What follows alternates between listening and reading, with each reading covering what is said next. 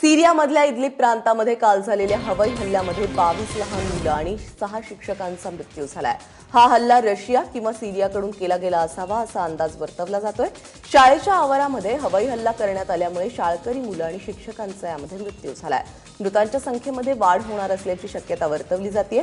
Idlib परिसर कट्टरपंथीय समूहाच्या अधिपत्याखाली येतो। याआधी देखील या परिसरामध्ये अनेक वेळा हवाई हल्ले झाले।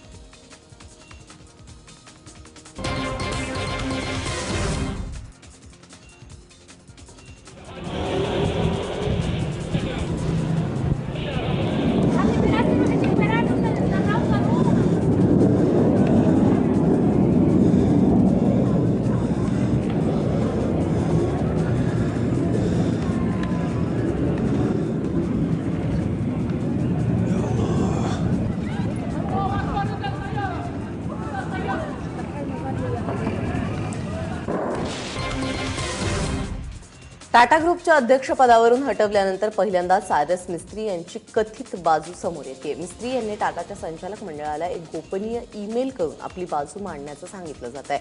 या पत्रामध्ये सायरस यांनी टाटा ग्रुपवरती अनेक आरोप केलेले आहेत। तसंच आपल्याला कधीच कामाचं स्वातंत्र्य मिळालं नसल्याचं त्यांनी स्पष्ट केलं। या घोटाळ्यांच्या आरोपांमुळे कर्नाटकचे माजी मुख्यमंत्री बी.एस. येदियुरप्पा यांना मुख्यमंत्री पद गमवावं लागलं। त्या आरोपातून त्यांची निर्दोष मुक्तता झालेली आहे। 40 कोटींच्या खाण घोटाळ्यातून सीबीआयच्या विशेष न्यायालयाने येदियुरप्पा यांच्यासह 13 जणांची निर्दोष मुक्तता केली आहे। खाणकामाची परवानगी देण्यासाठी लाच स्वीकारल्याचा आरोप येदियुरप्पा यांच्यावरती करण्यात आला होता। तसंच ऑक्टोबर 2011 मध्ये त्यांना 3 आठवड्यांसाठी मध्यवर्ती कारागृहातही जावं लागलं होतं।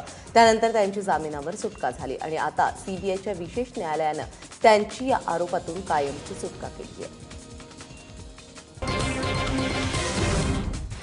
धोनीच्या टीम इंडियाला धोनीच्याच रांचीमध्ये पराभवाचा धक्का बसलेला आहे। न्यूझीलंडने रांचीच्या चौथ्या वनडेमध्ये 19 धावांनी जिंकून 5 वनडे सामन्यांच्या मालिकेमध्ये 2-2 अशी बरोबरी साधली आहे। या सामन्यामध्ये न्यूझीलंडने भारताला विजयासाठी 261 धावांचं आव्हान दिलं होतं, पण भारताचा डाव 48 षटकं आणि 4 चेंडूंमध्ये 241 धावांवरतीच आटोपला। भारताकडून अजिंक्य रहाणेने 57 धावांची, विराट कोहलीने 45 धावांची खेळी केली।